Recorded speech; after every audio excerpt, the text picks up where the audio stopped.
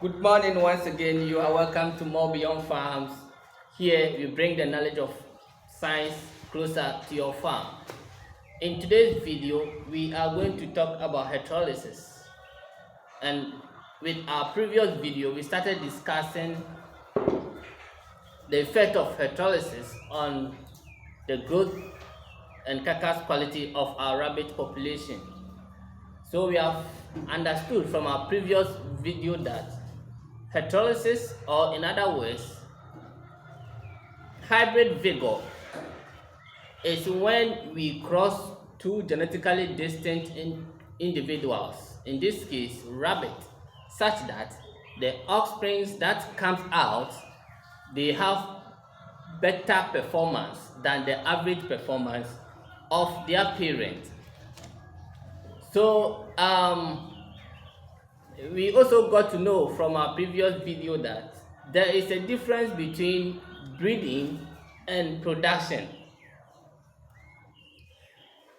Production is when you have your breeding stock, you cross them to get the first generation offspring, then you grow them to maturity or market weight, you sell them, and the production ends there.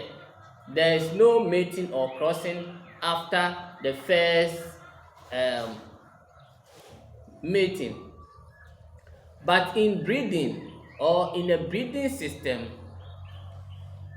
it is continuous. You do crossing of different parents and different generations, such that over time there will be an improvement in the genetic potential or the genetic merit of the offsprings that will come out.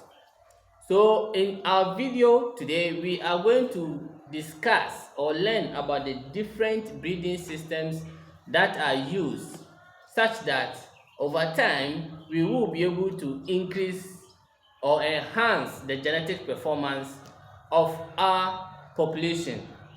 So here we are talking about breeding but not production. So when you cross two genetically distinct breeds, the offspring often outperform the average of the two parents that were used for the cross. Sometimes even outperform the better than the parents for all the traits of economic importance. So for instance, the parents may be having a trait of faster growth rate, higher litter size, kit survivability, disease resistant, feed efficiency, among other traits. But what happens is that because of crossbreeding, it marks harmful recessive genes and increases the proportion of favorable heterozygous gene combinations. What this means is that when you do crossbreeding, that is when you cross rabbits of different breeds, for instance New Zealand white and California white, the crossing, the sharing of the genes between the two breeds happens such that harmful genes or lethal genes are being masked, such that only the genes that are of economic importance, genes that are able to resist diseases, genes that can promote growth, are being promoted in the offsprings that are being produced. So in biology, giving you a free performance boost, no extra feed, no extra cost, or no extra disease prevention is entertained in the new offsprings. But here the catch is that the different crossbreeding systems capture and retain that hybrid vigor differently, and some are built for one-time use, while others, it is built over sustained generations after generation. So the first crossbreeding system that we are going to talk about is simple or two breed crossbreeding. So we have different types of crossbreeding that can be practiced if a farmer wants to increase the genetic performance of its population. The first is two breeds crossbreeding. This is the simplest of all the crossbreeding types that we have. For example, you take a doe from breed A, that is New Zealand White, and you mate her to a buck from California, and that offspring that will come out, F1 generation, it captures the full hybrid vigor of that cross. So in a breeding system, we have several animals as your breeders. So for example, in the population A, the New Zealand White, you will have some bucks, you have some does, which can be some lines can be pure breed, some can be hybrids, some can be crossbreeds. As your breeders, they can be 10, 50, 100 or even 200 breeders. Then another breed, California White, which also comprises of pure breeds, hybrids, crossbreeds, and other breeds. So in this case, you are going to select the buck from the New Zealand White and cross it to the doe in the California population. The offspring that will be produced are F1 hybrids, which will have what we call hybrid vigor or heterolysis. However, the limitation is that this only works for one generation. In the two-way crossbreeding system, it only works for one generation. So if those breeds in F1 crossbreed are crossed among each other, the hybrid vigor will drop sharply in the next generation because there is no longer combining two distinct gene pools.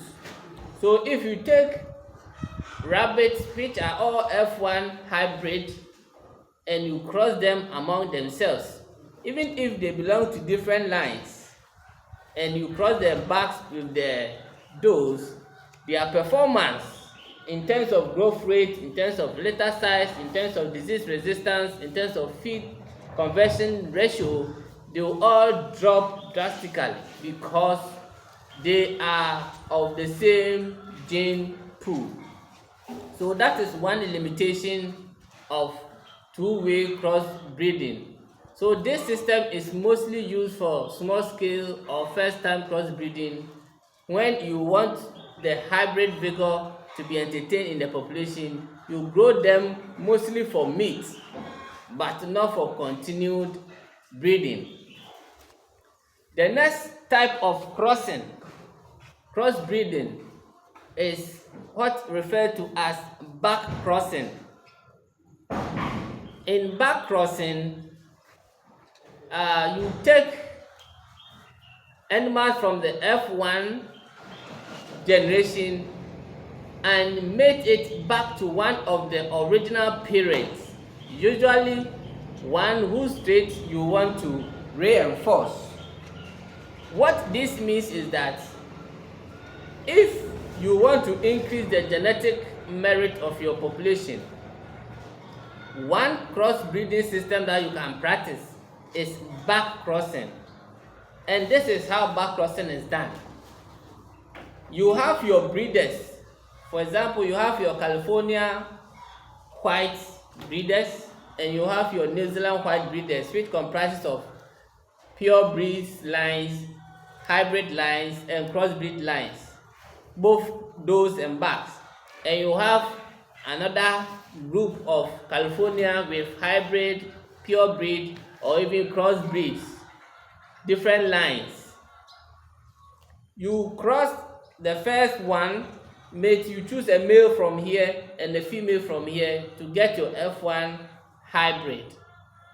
if you want to do a back crossing, what you are supposed to do is that you take a back from the F1 generation, then you cross it with either one of the parents, a doe from the New Zealand white, to reinforce the traits of economic importance or the trait of interest. For example, you have a Flemish giant as your parent, and you have a Rex as another parent. You cross them to have your F1, but in your population you want those that grow faster, so you want more of Flemish giant. So you take one back from the F1 generation, then you cross it with its parent in the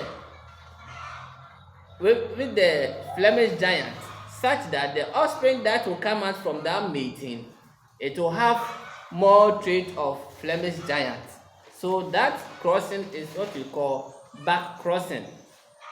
So the offspring will have about 75% of Flemish giant traits as compared to Rex parent, and Rex will have about 25%. So this system is called back crossing, and it is mostly allow you to correct a cross that leads too far in one direction. So when you continue with back crossing over time, you will be able to get a trait that resembles the parent you are crossing the F1 generation with, more of it.